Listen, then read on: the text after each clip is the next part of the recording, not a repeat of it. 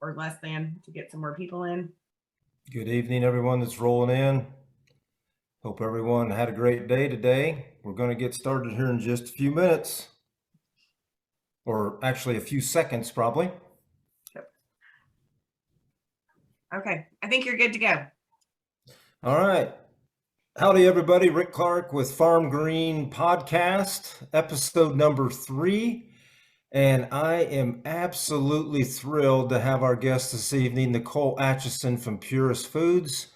Nicole is the CEO, so everything starts and ends with her, which is awesome, but it's way more than Nicole, and we're going to get into that. It's a lot of family. There's a lot of decisions made throughout the family members, the board members, and it's a great family-owned business that I want you folks to learn more about. So giddy up, here we go. Nicole Atchison, how are you doing today? Great. Well, thanks for having me, Rick. Really excited to be here.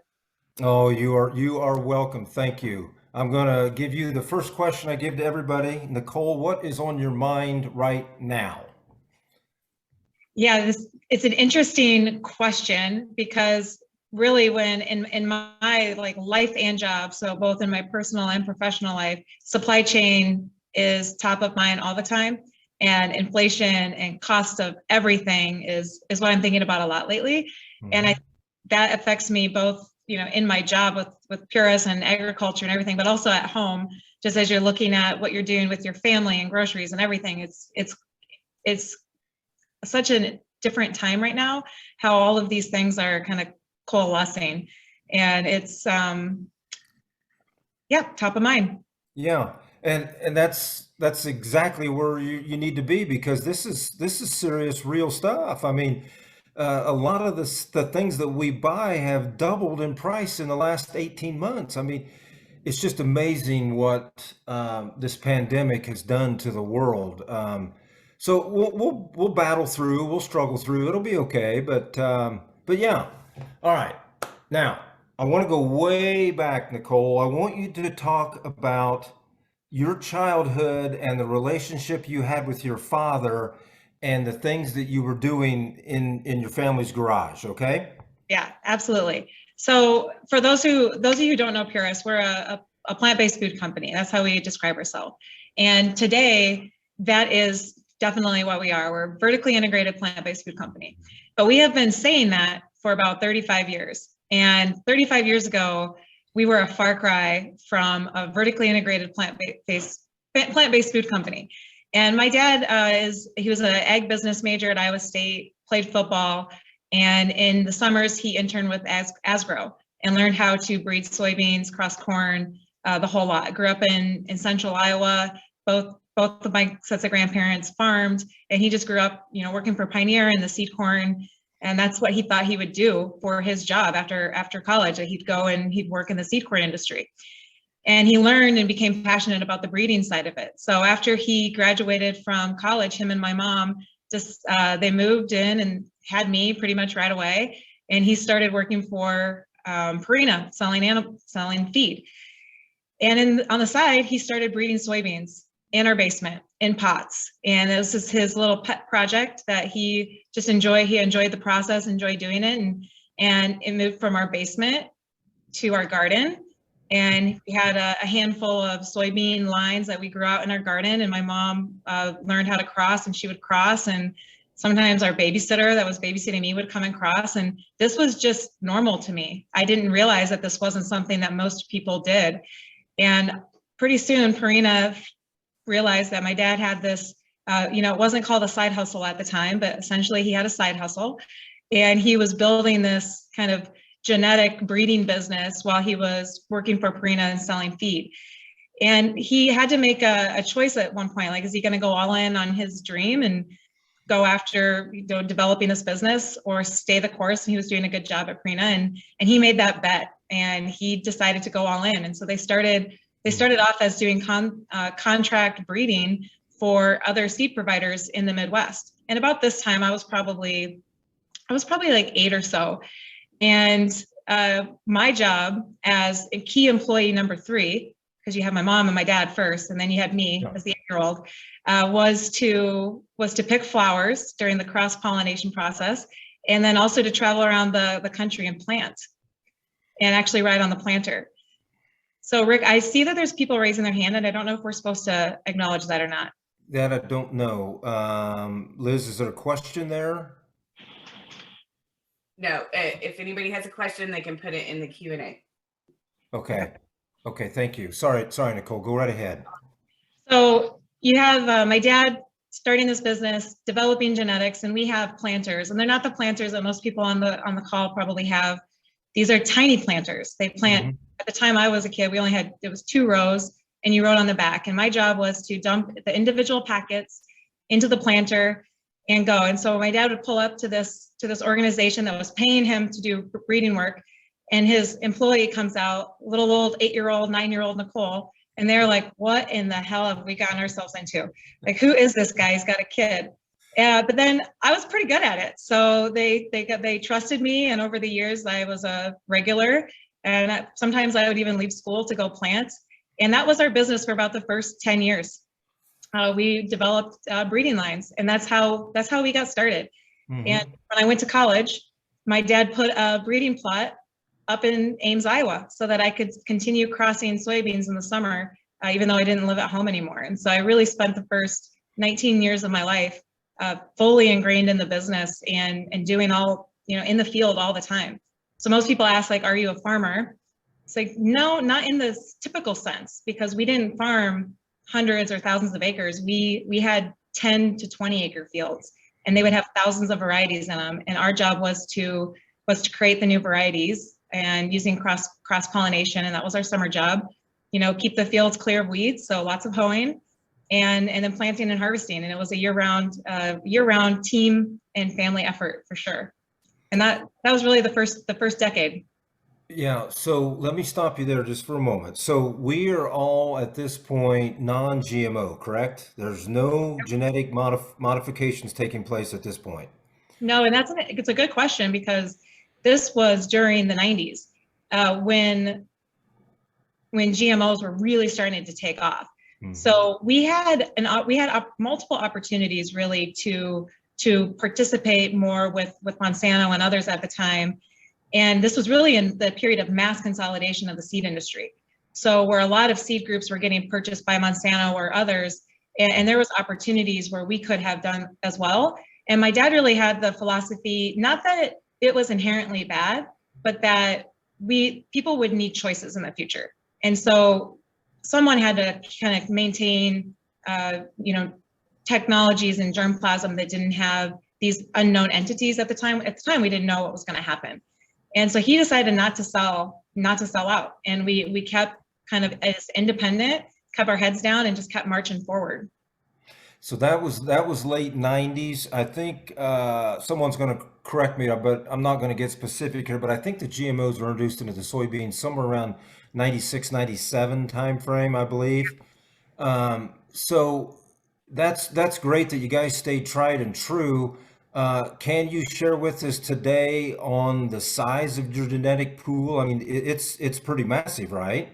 Yeah, I think we still do everything using conventional methods. So today our breeding program isn't fundamentally different from a practice than it was back then. It's just had, 20 more years under its belt, or more than that. Geez, when I think about how time passes. I mean, we've been at it for over 30 years now. So we have a thriving germplasm bank in soy, corn, and yellow field pea. Yeah. And I think something I kind of skipped over was when my dad made the choice to leave Purina and go all in on his thesis. It's funny because it's a lot of the same kind of comments that we hear today in his words, where he was kind of just seeing how all that feed was being used. And he's like, someday people are going to need to eat these plants. So we should breed them to taste great, yield like crazy, but focus on the nutritional factors for people food, for humans. And so his kind of underlying methods have always been around the agronomic traits, but also on protein and color and flavor, so that they can make excellent bases for food. See, and he was doing this in the late In the 90s, early 2000s. Yeah. So people were, that's why I kind of mentioned is like, we said we were a plant-based food company. And in the late 90s, early 2000s, people were like, what is that? Yeah. That's very strange. And I kind of always joke like we were the weird people doing the weird stuff because, we had weird, funny little planters and funny little combines, and, people in our small town to drive by like, what are you guys doing out there with those strange equipment? And when we talk about plant-based food, most plant-based food at the time was awful. So it was just this kind of very odd concept, but that was what the vision was. And what I'll give my dad a ton of credit for is that he set the vision and never was, distracted from it, with all of the naysayers and all of the ridicule and all of that, he just kept chugging away, and he believed that that's what was needed and pushed forward. See, that is so hard to do, is to stay the course and stay tried and true to your beliefs, and that this is the way to go. And by him doing that, time has now caught up with you folks, and time is proving you correct. This is very important. Our diets need more nutrient dense food. We need more protein. The livestock industry needs more protein. Everybody needs more protein. So let's go there for just a moment. Let's swing over to livestock now. So, people might look at Puris and say, Puris wants to do the Beyond Burger or the whatever it's called, the high protein, no meat burger, and meat cannot work in this situation. I disagree. I think I know what you're going to say. Go right ahead and take that. Yeah. So I think there's a lot of polarization in the world today in general. And I don't think that's probably ever a fair assessment of what's needed. I think, I feel very strongly that we need to be addressing our food system holistically, and we need to be thinking about how do we make sustainable food. And Puris's role in this is not going to be to solve all the problems, but how can we support a sustainable food system? Right. And I think that's a very different than sustainable plant-based food system only. And so, when we look at the population of the planet, it's going to be growing it's projected to grow until about 2050. So what does that mean? Between now and then, we need more food. And we need more protein, we need more quality protein, we need more nutritious sources of food that can feed all people, not just wealthy people, but feed all people. And then after that period, population will start to decline. And I think at that point, we can start to get more picky about where the food is coming from and rationalize it a little bit better. But in the period from now to then, we need to produce more. And if one thing that I do feel strongly is that we can't just do what we've been doing over the past 30 years to make that more food. We've got to think more efficiently. How can we use our resources more efficiently? How can we make sure we leave the planet better for our great grandkids or whoever, 4 or 5 generations from now? And I think that whole system needs to work together. So that means livestock and the feed that they're using we should be working to make it more sustainable. But that doesn't mean that it's going to end overnight. And should people eat more plant-based foods? I absolutely think so, because it's a more efficient use of resources. But it needs to be done in a way that works for the whole system and not just a slice of individuals. Yeah, and I think what you're really digging down into here is we've got to stop putting band-aids on the issues and get to the root cause and work from that point up. And I think if we would figure out the amount of food that's wasted in the world on a daily basis is unbelievable. I think 30% of the food that's prepared is wasted. I mean, that's insanity. And then if you look at the nutrient density side of it, we don't have near the nutrients that we had 25 years ago.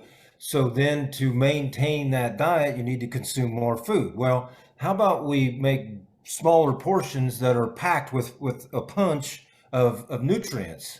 And I think that's where you're discussing here. But what is so amazing to me is how your father he's a pioneer here. I mean, this is a gentleman who was out at the forefront, kind of like Dave Brandt was at the forefront for regenerative farming. He's out there taking all the hits and all the blows.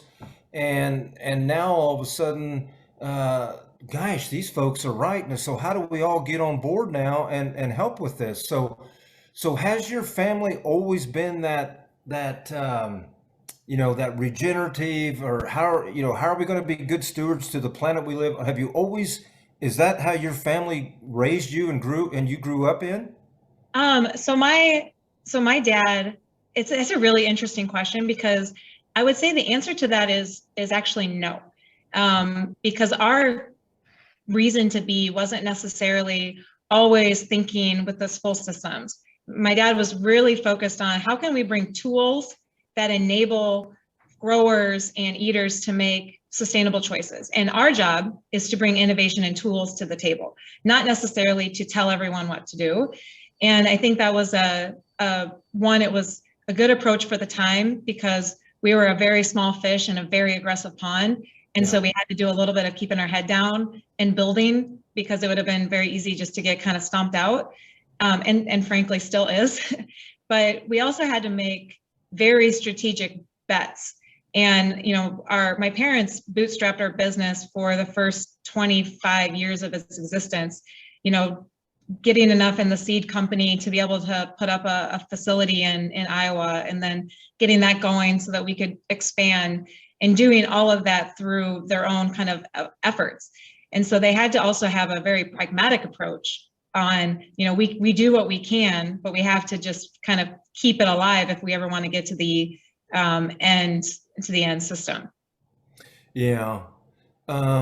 It's so important to create positivity, to eliminate negativity, and try to focus in on exactly what you're doing.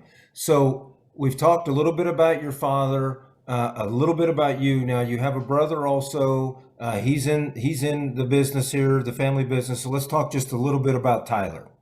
Yeah, so my brother, a couple years younger than me, when we were growing up, we were both responsible for different aspects of breeding. So I was soybeans and he was corn.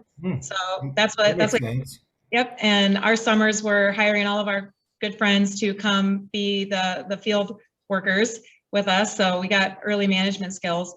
And then he went to college, and he ended up playing in football and went to the NFL. So he was, we're from small town Iowa. And, my dad, one of those visionary people, he told my brother, he's like, you can play in the NFL if you want to. You just have to work harder than everyone else all the time. And just realize that someone's working harder than you, even if you think you are. Yeah. And most of the time it doesn't happen, but it did for Tyler, and it was crazy. But Nicole, isn't that kind of the theme of your whole raising with your father? I mean, that's how he drove you guys. Yeah. I mean, lots of hard work.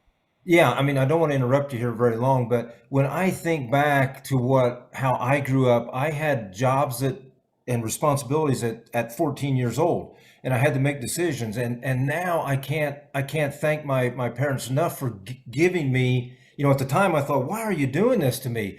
But today it's like, wow, that was quite the path you need to be on to now become CEO of Puris Foods. So please go on. I interrupted. I'm sorry. Oh, no problem. So Tyler, he was in the NFL, and this is his joke, not mine. He says the NFL for him meant not for long.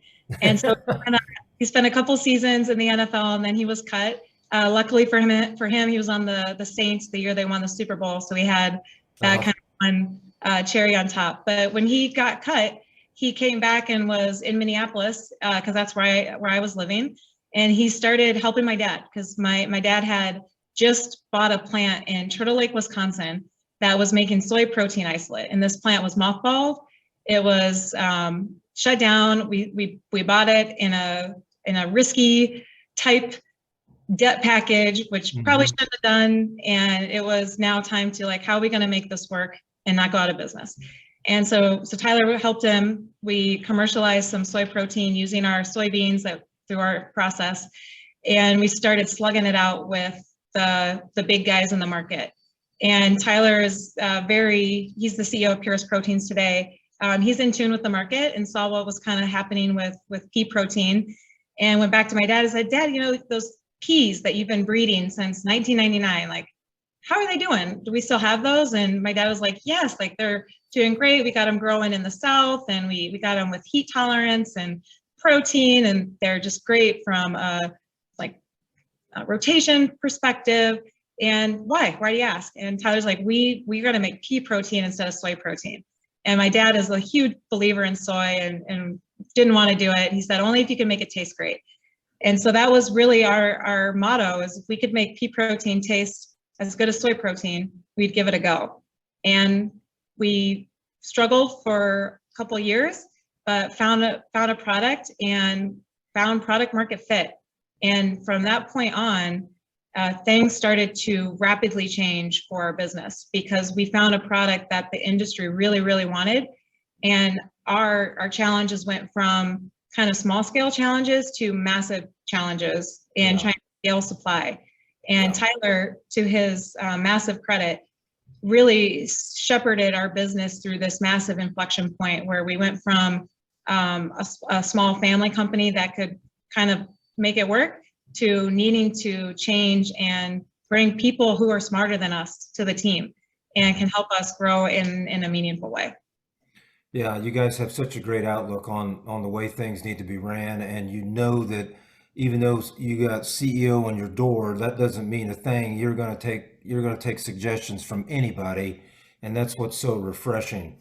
Now, one thing I've always said about Puris is you folks have absolutely what I call closed the loop here. Okay, I don't know of any other company that's done this.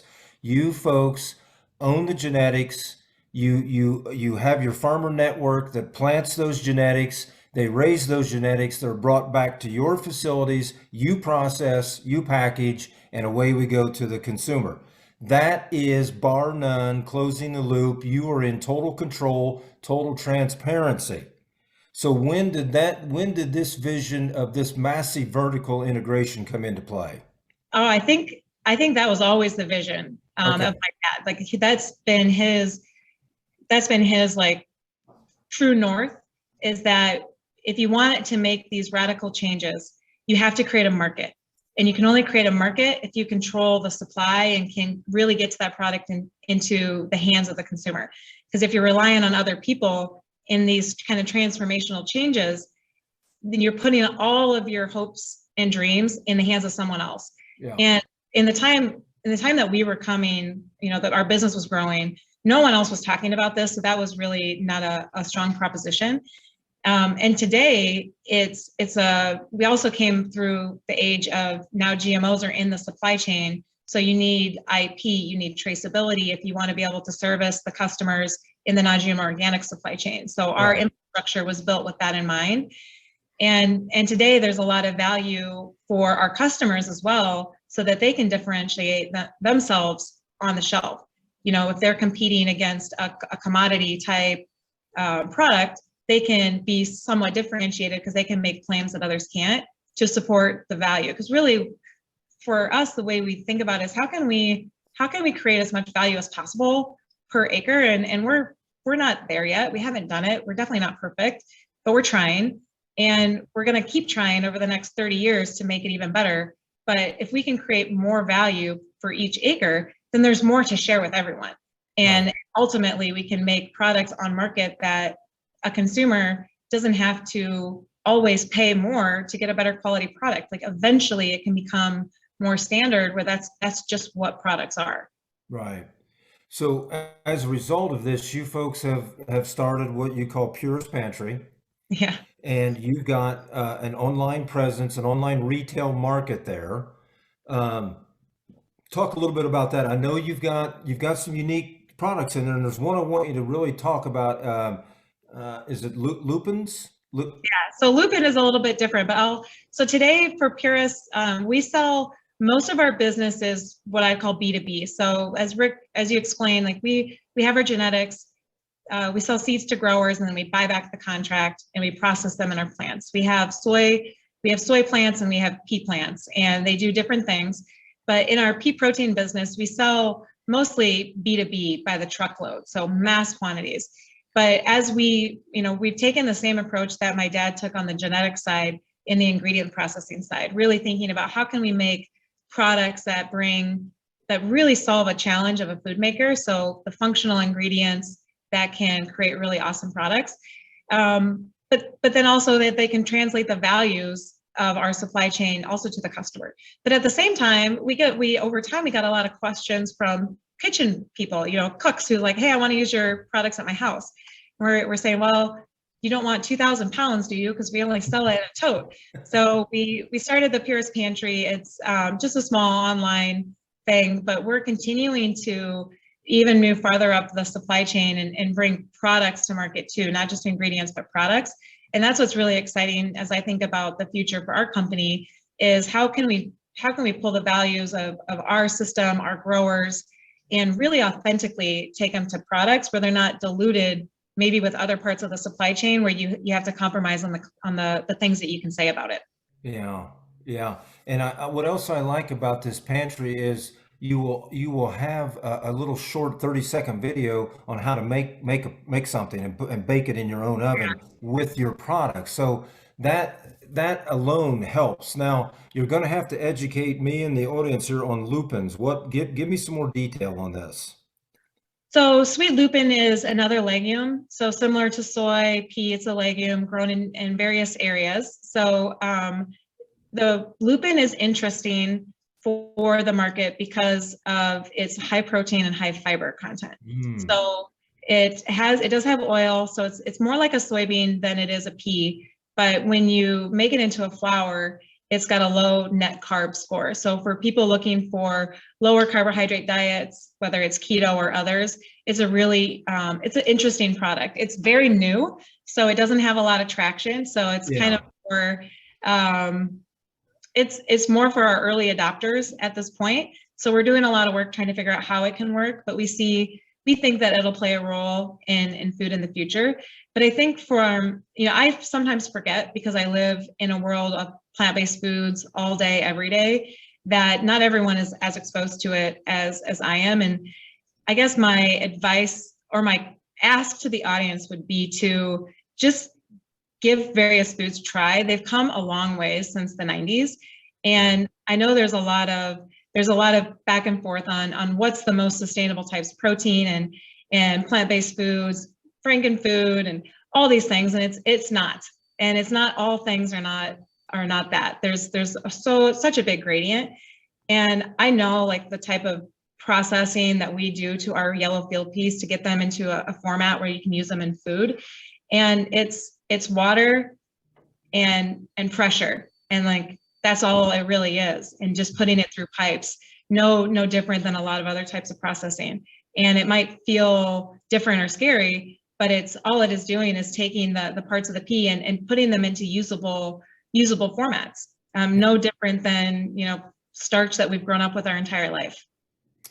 Yeah, I think that's very important because I think when someone looks at a plant-based protein, the first thought is, oh my gosh, that's a highly processed, who knows what chemicals they're adding to that process.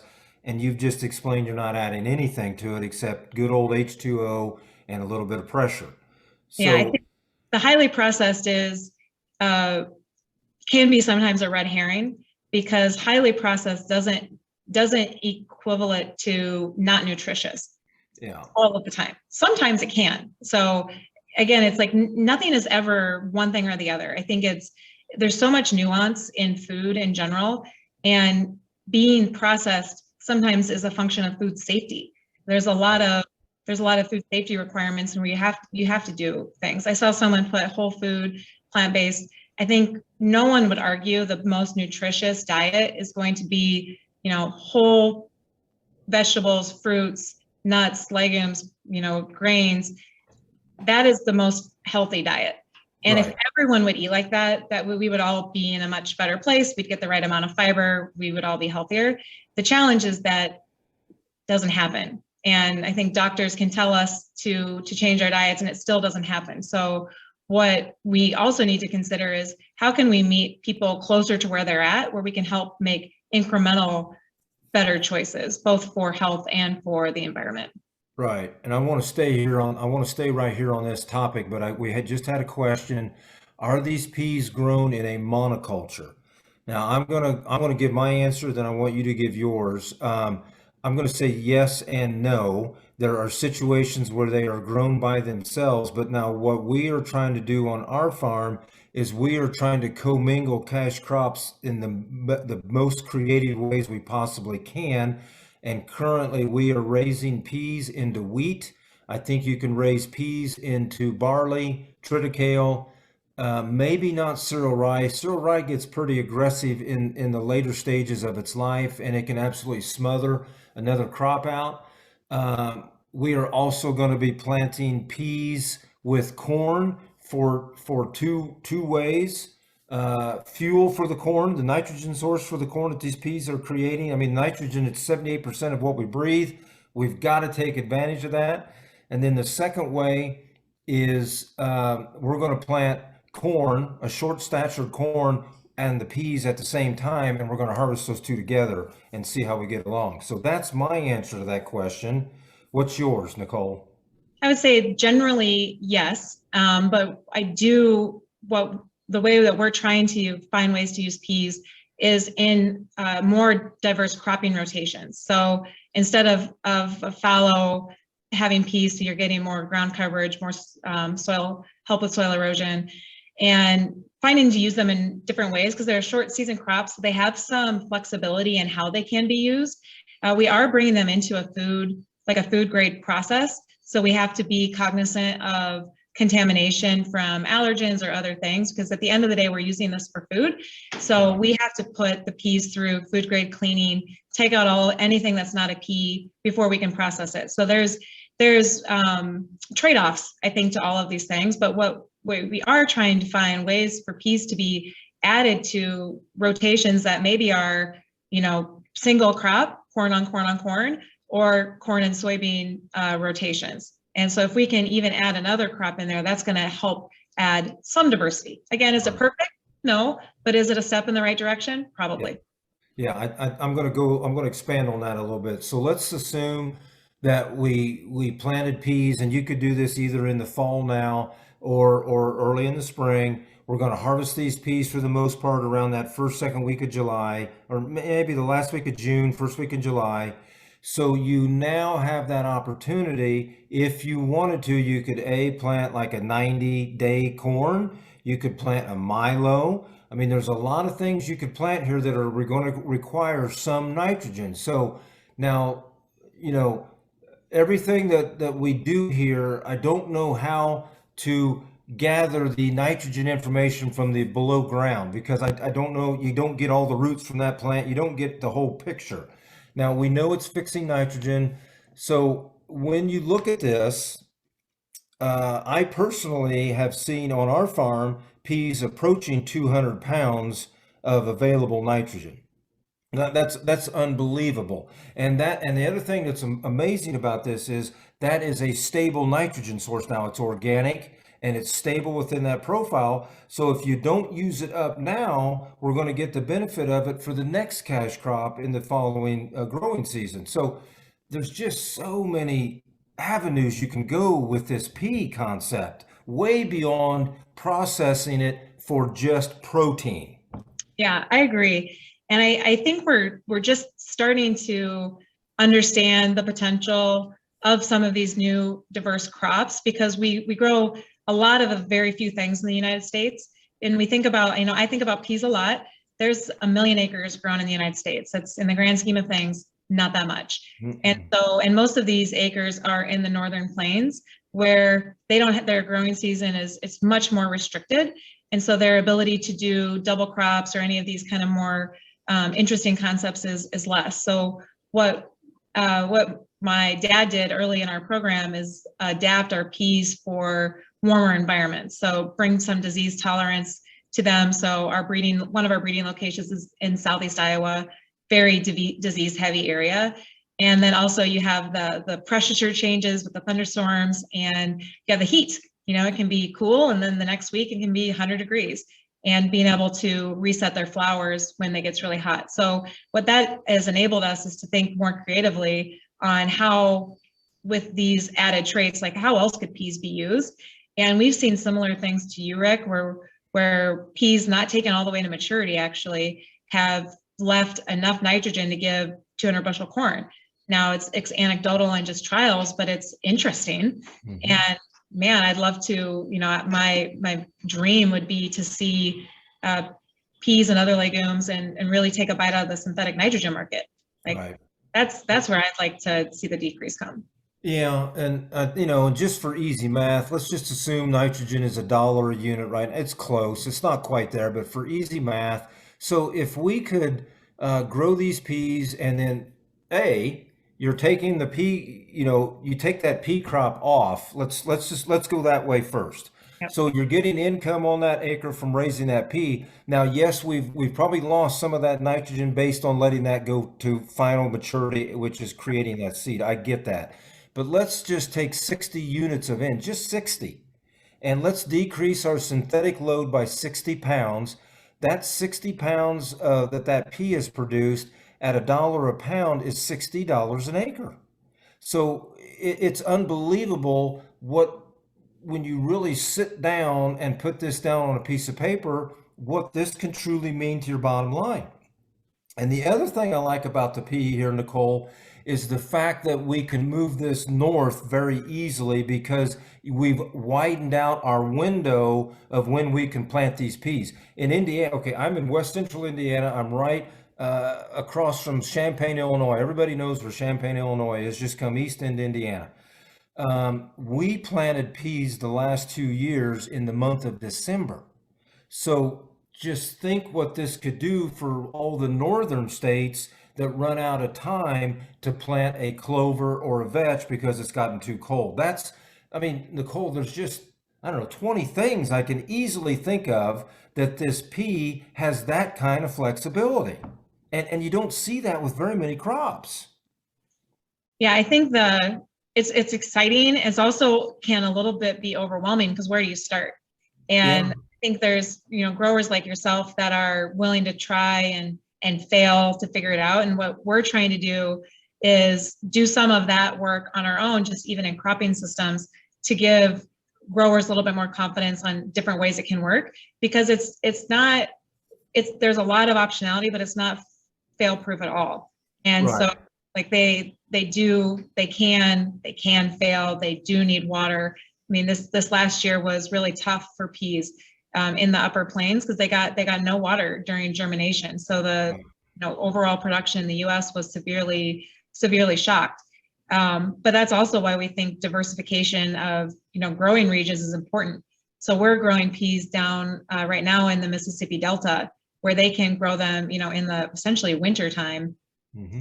and as a nitrogen source going into their summer crop. So really looking at different ways that they can be used, and with the effort and with the intention of, if you can prove out the nitrogen piece of it and actually take that into the next crop and actually reduce the nitrogen that you apply, then there's an economic benefit there on top of the production. Right. That's exactly right.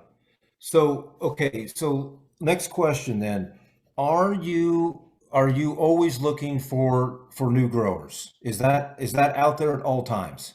Pretty much all the time looking for new growers. So our business, so we have been expanding our production capabilities on the processing side over the past 8 or 9 years pretty significantly. And this past year, we're very excited. So we're the largest manufacturer today of pea protein in North America. And which is crazy just thinking like where we started, but it's we don't do it on our own. So in 2018 we formed a JV with Cargill. They invested in our business to help us increase our plant capacity. These plants are expensive, and our family definitely couldn't do that on our own. So they've been a great partner. And with that investment, we were able to commission a second facility that was in Western Minnesota. It was another shutdown plant in a small rural town, and we've invested in that facility, recommissioned it to be a protein plant. So it's one of the largest in North America today. And with that, we've more than doubled our capacity. So we're adding more growers to grow peas. We do non-GMO and organic peas, and we're always trying to grow our organic base, and are really cognizant of imported organics and how that affects the market dynamics, because we're focused on a domestic supply and showing the value of that on the market too. And so there's a lot of different areas that we're working on. So just quickly, Nicole, go through the locations where you are in the United States and just briefly what each location does, if you would, please. Yeah. So in our pea business, we have 4 locations. We have 2 grain delivery points. One is in Southeast Iowa. It's a town called Oskaloosa. That's where that was our first location where I'm from. And then we also have a delivery point in Harold, South Dakota, which is about 30 minutes outside of Pierre. So it's right in the center of the state. Mm-hmm. The peas are brought into those facilities. They take out the rocks, sticks, and stems and take out the outside hull, which is made into pea hull fiber. And that's used in food. It's used in some industrial applications. It's also used in animal feed. The inside of the pea, the meat, is turned into a flour, and then it goes to our protein processing plants. We have one in Turtle Lake, Wisconsin, so the upper west side of the state, and then our newer one in western Minnesota, in Dawson. And there, the pea flour is added to water, and you separate out the components. So you end up with a protein, a fiber, and a starch. The protein. Okay, hang on, Nicole. I'm gonna stop you right there, real quick. Okay, go list a little bit deeper on this. What are the 3 products you're pulling out? So peas are a pulse. So they're a legume, but they're a pulse. So they're not an oil seed. So they have protein, fiber, and starch. Okay. So they have about 50% starch, about 20 to 25% protein, and the rest is fat or is fiber and oil. And so it's similar actually to kind of a mix of a soybean and a corn. So you got the starch like in corn, you got the protein like in soybean. So you've got buyers there's sectors of the food industry that want that starch. There's sectors that want that protein and want that fiber. Yeah, and we had to do a lot of the market building in North America for some of that, because when we first started this, they didn't exist. So we've had to do the work to build those markets. But yeah, they go into all sorts of products. They go into food, feed, even industrial, looking for lower carbon sources of starches that are used in things like packaging and packing materials. But from there, the products they go to both local and companies across the United States, turn them into great food products. And we also have 2 soybean delivery points, one in Wilmington, Illinois, which is just outside of Chicago, where we do non-GMO and organic soybeans, and then one in Randolph, Minnesota, just south of the Twin Cities, that also does specialty soy. We do natto, tofu, miso, and organic soybeans. Mm-hmm. Yeah. So it's just amazing. I mean, there's so many things that I'm unaware of, like that. You mentioned, some of your products go to like packaging material. I mean, I never would have thought that. But when you then start to realize the industry is crying for, we need sustainable, we need regenerative. How is this food being processed? How do we shrink our carbon footprint? And again, the pea just rises up. There's so many things that this pea can do. I'm so glad you're on the show today, because we're learning so much about it's more than just protein. There's way more than that. Actually, that's something that we say a lot, is everyone wants to talk about protein. It's like there's the crop. We need to think about the entire crop and how we're finding value from all pieces, because if we're only ever focused on the protein, that's not enough, and it ultimately doesn't make for a system that's sustainable if you're only using one piece of it. So we've put a lot of focus into building the value streams for the other products, the starches and the fibers.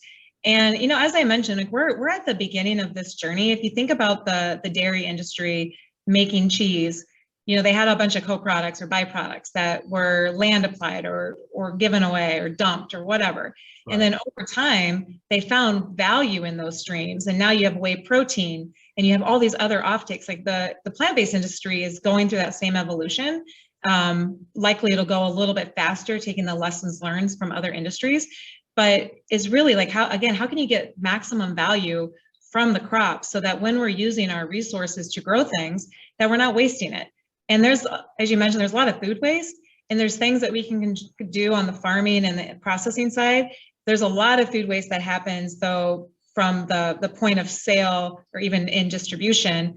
That is also a big area of focus for the industry that Puris isn't touching, but is something that is a real problem too. Right. You know, I want to go back just a little bit. You know, I threw out that one scenario that if you raised peas, you could harvest them there in that first week in July and do a second crop.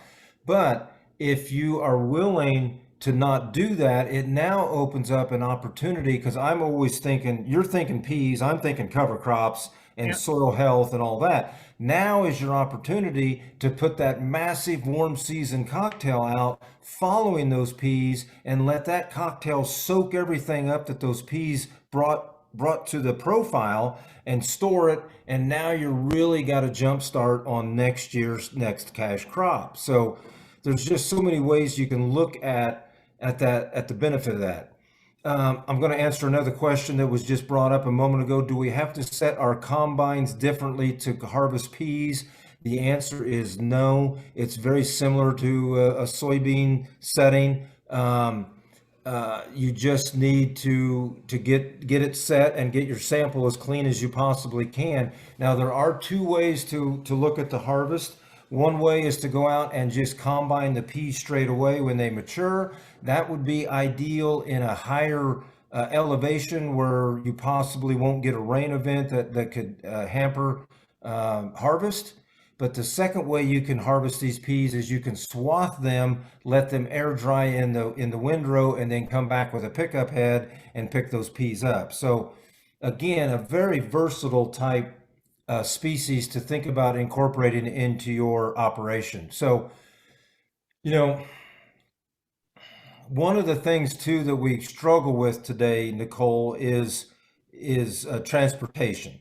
So too many times we want to look for markets that are just in our back door, but that's not the way this world is anymore. The logistics has to, I mean, right now we are hauling corn 100 miles one way, and we're bringing peas to Puris at Wilmington is 120 miles one way. That's just the way things are going to need to be done now. We can't always have a Puris or a Cargill in our back door. So I know you folks you help tremendously with transportation. You've got that network. Talk just a little bit about the logistics side of it.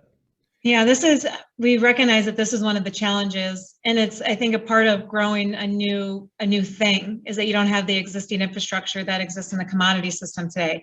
And that's a challenge and it's a barrier. And I think over time that will start to change. So what we do within our system, again, it's food grade crops. So there's a lot of requirements that we have around quality and allergen contamination. And this is a big challenge for us. So we do buyer's call contracts, but if a grower either doesn't have their own trucking or don't want to deal with it, our team manages the logistics. We have our own fleet of trucks, and so we'll come pick them up and take care of that because we have to deliver them into our plants. Our plants run pretty much 24/7, and so it's an everyday kind of a thing. We have a call at 7:45 every morning to talk about inbound logistics at all the plants and what the challenges are. And when there's, a blizzard in Nebraska, that changes things. And so it's an everyday thing for us. And while it's complicated, it's part of the gig. Right. Yeah, it's so true. All right. So Puris was voted the most innovative food company of 2021 by Fast Company magazine. That's got to just, your dad had to have just been grinning from ear to ear when you guys were awarded that award. So talk about that. Yeah, I think part of the innovation is the systems approach. Mm-hmm. And, it doesn't feel that innovative to us because we've been doing it for my entire life. And it's just part of our DNA. So we forget to talk about it sometimes. But that kind of system played into that award. But we're I think we took like a moment to be happy about it, and then the next moment it's like back on the grind. Like, how do we scale this business to make it meaningful so we can partner with more people?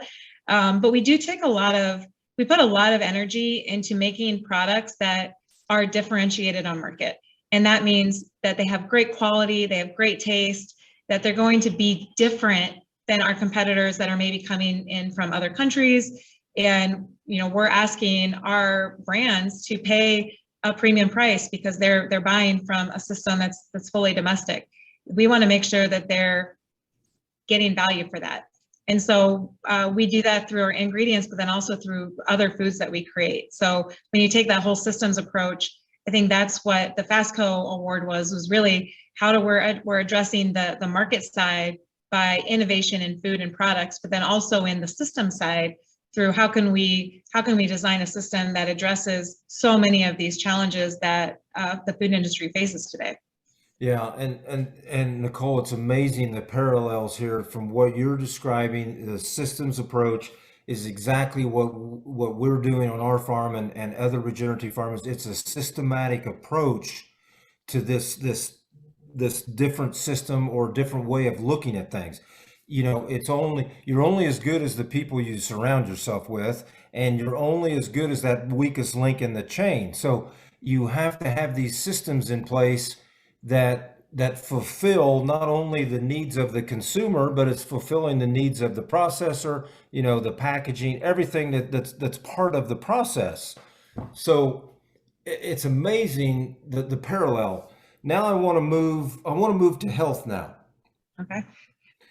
And I want to talk human health here and I'm going to give just a little brief story about my human health. My bad habits of when I was away from home. I mean, when I was home, my beautiful wife, Carol, would make the meals that I should be eating, but I go on the road, I talk, I do whatever, and I drink Mountain Dew and I drink Coke and I eat carbs and it's terrible. Well, as a result of all that, I'm a type 2 diabetic now. So now you put the brakes on and you're like, whoa, hang on here. There's nothing more important now on the plate than your health, because now it's jeopardized. So when you start down this road of figuring these things out, one of the things that immediately popped to the surface were protein shakes. And protein shakes are being sourced from pea protein. So I want you to talk about this. I know you've got a product that you are extremely proud of, high profile individual. Go into this health side of the equation now. Yeah, well, I think health it's a complicated topic. So I don't think there's any, again, there's no one silver bullet for anyone, but I think it's true that we as a population don't need enough fiber, and, plant-based foods, whole foods, they deliver a lot of that. So there's a lot of benefits to whole food diets. However, there's also a lot of people who have within their own bodies, they have sensitivities to various things. Mm-hmm. And a lot of proteins that we consume on a regular basis can actually be, we can have allergies to them, and they might not manifest in the way that, you think of an allergic reaction, but can actually be internal and cause challenges within your gut. And so I think peas are an option. They're an alternative for that. And is a protein shake all day, every day, the only thing you ever eat, is that healthy for you? I think it's not the healthiest diet in the world. Right. Moderation is key to everything, but it can be a good source of nutrition as part of a well-rounded diet. So we, as part of our just business, we sell pea protein, and we are really proud of our protein. We've done a lot to make it taste amazing and have good mouthfeel and all the things that you would expect in a product. And we did do a partnership with Tom Brady for his protein shakes. And so we were really excited. We did launch that, I think, 2 years ago when he won the Super Bowl. And then he went to the Bucs and I think won the Super Bowl again, which was pretty cool. But now he's retired, so I don't know how much protein shakes he's going to be eating anymore. But maybe he'll still promote them. But it's a really great product, and so we were proud of that. But that's just one example. We work with so many brands who are doing amazing things, and some that are really leaning into the organic side too, which we're always really excited about, because that's the brands that are wanting to talk about organic proteins and traceability to where they're sourced, like that's what it's all about to us. And those are the partners that we really want to lean into and support, because it's getting back to kind of our thesis of how we envisioned our business to be. Yeah. And for the folks listening out there, the product that Nicole's referring to is called TB12, Tom Brady 12. And she's being too modest here. I mean, she created the ingredients that are in this package that help Tom perform at the massive peak level that he performs at. I mean, the guy's 42 years old, and he is, well, he's retired. He says he's retired, but still playing. I can't imagine being out there ready to take a hike, and every player on the other side of that line wants to kill you. So it's quite an accomplishment for you and your company to be part of that program. And I think you may have also done one for Drew Brees as well. So again, yeah, that one isn't quite coming yet. So more to come on that one in the future. But I think for us, we're just really excited about the opportunity to partner with lots of different people in the space to bring great products to market. Because I think what's true is anyone who eats food, if it's bad, you're not going to eat it again, no matter how. I mean, you might suffer if it's really, really healthy for you, but most people won't. So food needs to taste good, because first, it's sustenance, but food's also part of our culture and our emotions and our value systems. It's triggering memories. It's so much more than just nutrition. Yeah. That we want it to be a great experience. And if plant-based foods can't be that, then they can't grow. So we have taken a lot of effort into making it taste great, because if it tastes great, at least it has a fighting chance. Yeah, that's a very good point. It's amazing what your nose can do for you. If you feel good when you eat that food, you're going to do it again. Totally agree. Agree. And I want to back up just a little bit about my health situation. Yes, I've added protein shakes and supplements. That's just part of the diet. I've reduced carbs, reduced sugar, more balanced diet, moderation, like you said, and exercise. So I didn't want to throw out that all I'm doing is eating protein shakes. It's way beyond that. It's just part of the new diet now. Yeah, I think there is a lot of debate around, is a plant-based burger healthier than a beef burger? And I don't know that that's even the right conversation, because neither one of those are healthy. So we're kind of, it's semantics at that point.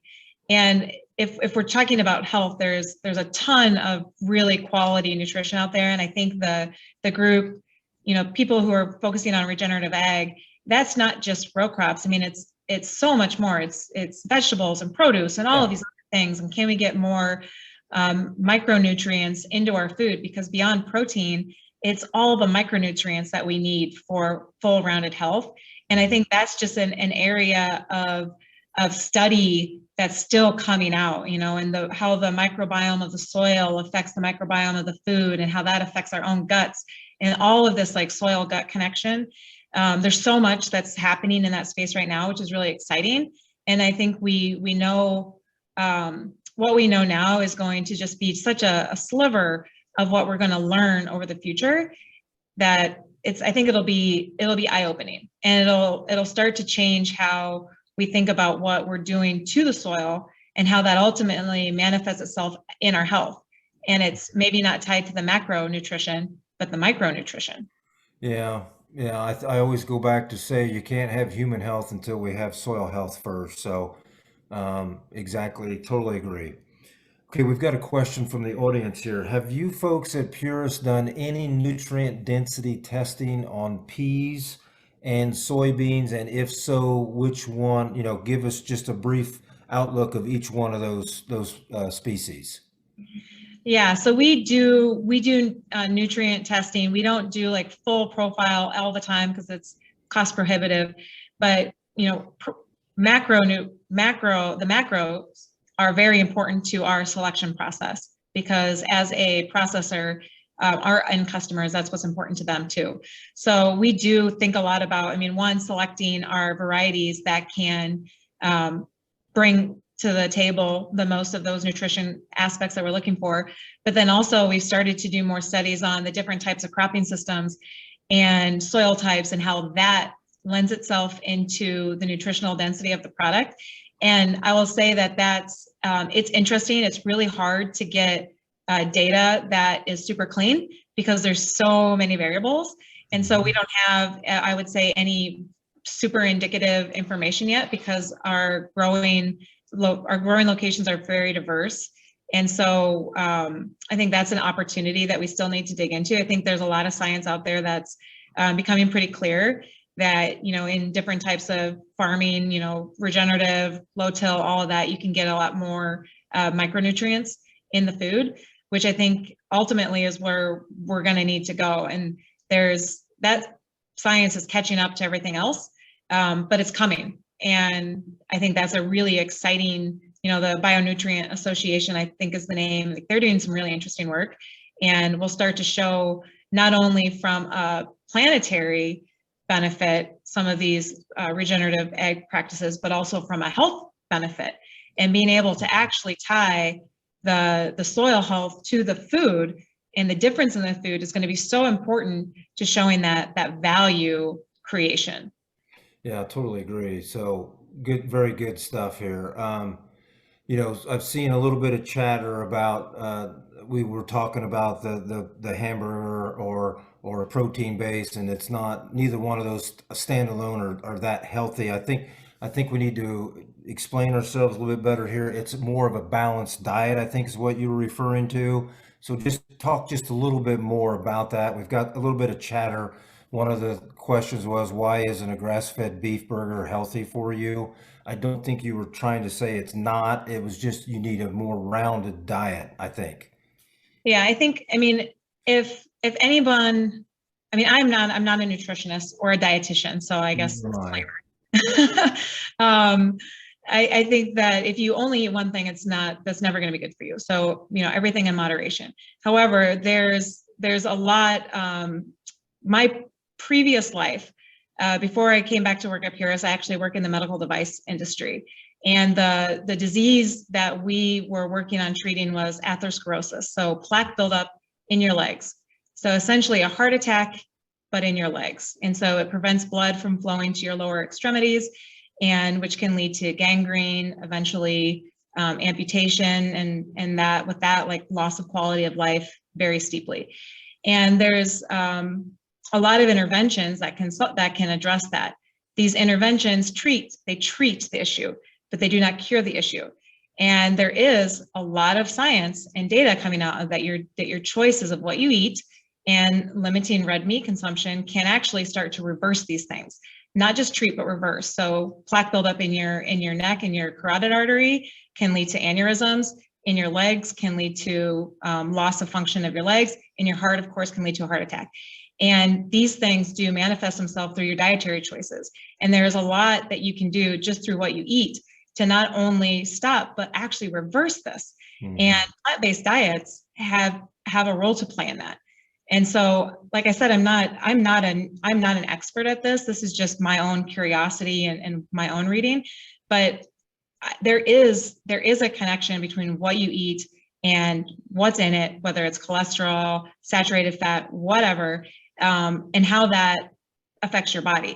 Mm-hmm. So is one hamburger going to ruin your life? Absolutely not. Mm-hmm. But I think it's striving to find balance. And when there's choices that can be better for you and better for the planet, can we start making those more often? Because that's going to be a net benefit to everybody. Yeah. Okay. Thank you for clarifying that. I think we needed to do that. I'm not actually watching the chat, so I'm a little nervous. Yeah, I'm trying. It's hard. My eyes can't see very good anymore, but I just saw a little bit of traffic, but that's okay. We've taken care of that. Next thing I want to talk about is the ag sector, industry, whatever you want to call it, is predominantly male-based, okay? And you've got to be excited about the fact that you're a woman, you're a CEO. Can expand on that, if you would, because I think this is very important. I think we need to have more women in positions of strength like you were in. So please give me your thoughts on that. Well, I'm very excited to be a woman. So to answer your first question, am I excited about that? Yep, love being female. But in all seriousness, I think it kind of goes back to how we were raised. I mean, we were raised as a family unit that was out to build something. And I never once ever thought I could be anything less than whatever I wanted to be. That was just the way our parents raised us. And as long as we worked hard, we could be whatever we wanted.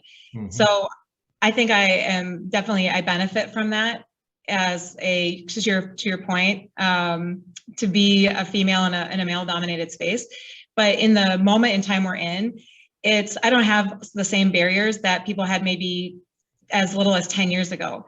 There's been a lot of that barrier breaking has happened. And I'm just, I guess, thankful for everyone who's come before. I met a woman a couple months ago who was key in kind of the biotech industry 40 years ago. And when she said 40 years ago, I was like, how in the world did you do it? Because we're in a different time. But I think key things that are needed in all industries to be successful in growth is diversity of thought. And diversity of thought comes from different experiences, having different perspectives and being open and receptive to that. And whether you're a woman or a male or, whatever, like as long as you're open to others' opinions, I think that's what we need. So I've been super fortunate. I've never felt that I had anything holding me back. And I feel like that's my advantage, but what do you call it? There's a word for it I'm not thinking of, but that's probably something that I'm really fortunate to have. And that's came from my parents. Yeah. And then I'm also an athlete. So I grew up playing sports. And I think that also helps, when you're able to compete and have a little bit of a thicker skin. Yeah, it makes a difference. It makes a real difference. It prepares you for where you are today. So, yeah. I think there's still a lot more diversity needed in agriculture though. And getting more, on farm too, like there's still very little diversity. And so for Puris, again, we can't solve everything and we don't try to, but when we can be, represent, if I can represent the females on stage with panels of all males all the time, which is typically what it is, I'm happy to do so.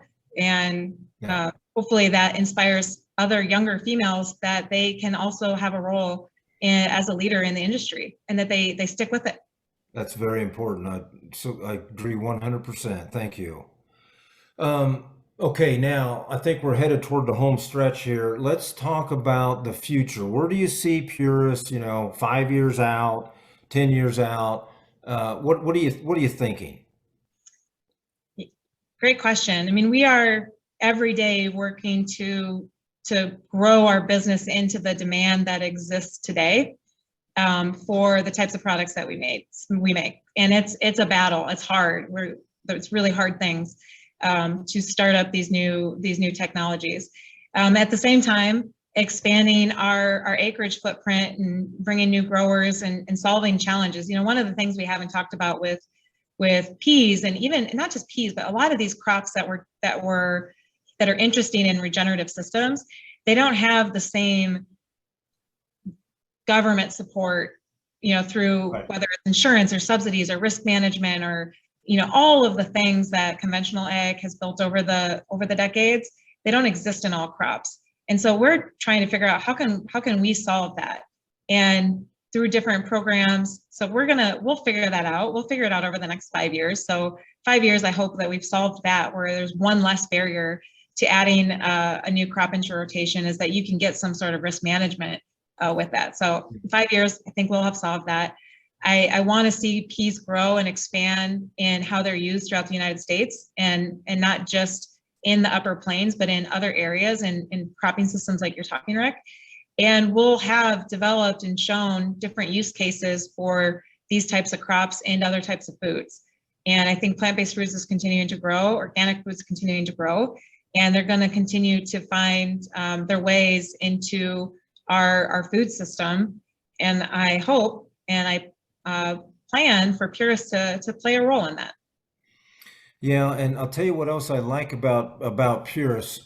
You've got so many good people that work for your company, first of all, but everyone is concerned about the well-being of that farmer growing your crop. I mean, I don't know how many phone calls I get, people making sure I've done this, I've done that. You can't remember, Rick, you can't put those beans in a bin or those peas in a bin that had soybeans in them last year. I mean, all these things take place at all times throughout the growing season because, well, first of all, you folks need that product, but you also are concerned about the livelihood of your farmer and your farmer network. So it's very refreshing, and I'm very thankful to be building a relationship with your company.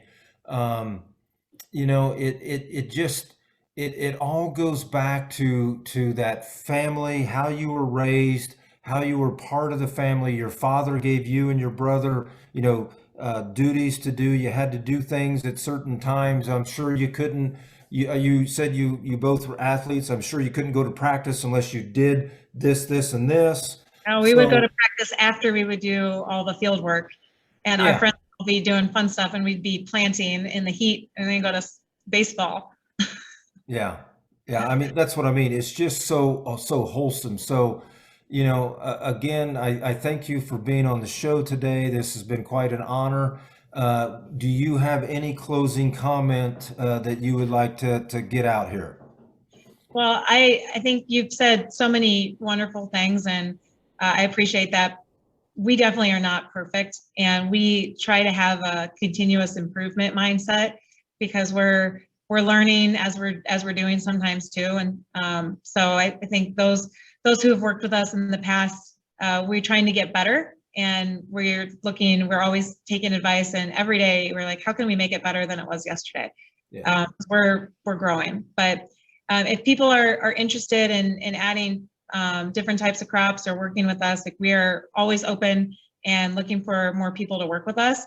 And my parting words would be to keep your mind open to different types of food, because I think in the future, proteins will come from all different sorts of places, and we won't qualify them quite as much. It'll just be our meal, and we'll hopefully have created a system that's a bit more sustainable and soil that's a bit healthier. Okay, very good. So Puris.com, that gets folks to where they need to get to find this information? Yep, and my email is my first initial and my last name. So natchison@puris.com. So you can also just email me if you want. I'm on LinkedIn. I'm on Instagram, although it's just pictures of my kids. So it's not that educational, but if you like really cute 6- and 5-year-olds, it's also a great account. All right. Well, Nicole, thank you so much. Again, this has been great. I really appreciate the interaction from the audience. We had several questions that came from the audience.